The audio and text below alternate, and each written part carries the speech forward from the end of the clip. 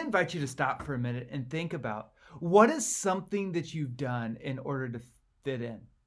What's the craziest thing that you've ever done in your search to be a part of something, to be liked, to be loved, to feel like you belong? I think for many of us, we can look back through our yearbooks in school and see all sorts of crazy things. Maybe the things that we liked, maybe the movies we watched or quoted, the songs that we sang. Maybe it was the crazy hairdo or an outfit or a style or any sort of look, right?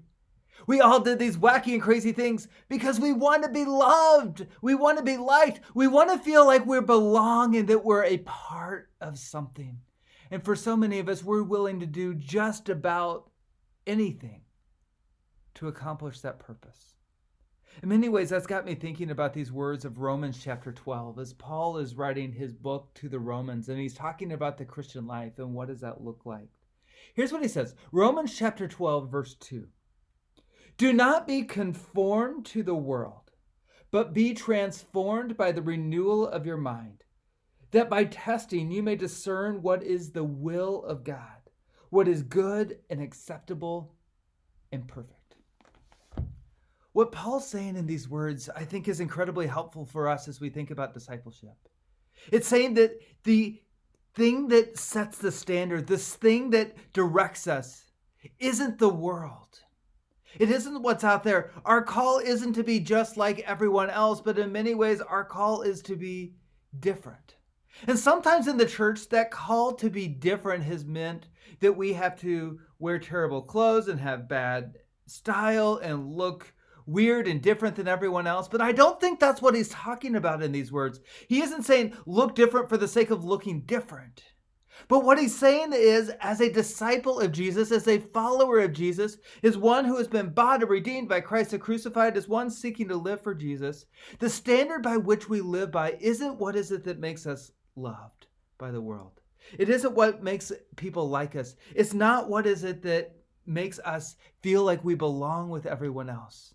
For we find our meaning, we find our love, we find our community in Jesus. So it's no longer living to make everyone else approve of and like and love what we do. But instead, he says, I want you to live to a new standard. Did you catch that? But be transformed by the renewal of your minds. That's God at work in us. The Holy Spirit is alive and well and working in us to change us from the inside out. He changes the way we think, the way we live, the way we breathe, the way we do everything, so that by testing you may discern what is the will of God, what is good, acceptable, and perfect. What he's saying in these words is that as a follower of Jesus, we are driven by what does God say is good? What does God say is acceptable? What does God say is perfect? And how do we reorient our lives to what God says is good? What God says is great? What God says is helpful? How do we reorient our lives not to what the world says, but to what God says? And in the process, we're going to look a little different.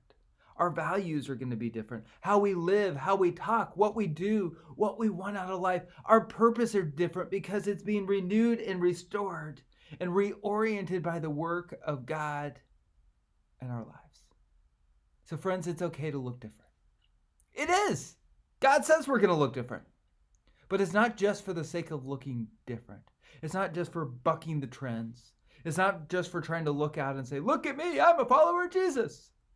No, it's to be different because our orientation is around God and who he is, who he says you are, and what he's called us to be and to do. So what does that look like in your life? What are the ways where you're trying to please everyone out there that maybe God's calling you to do or say or think just a little bit different?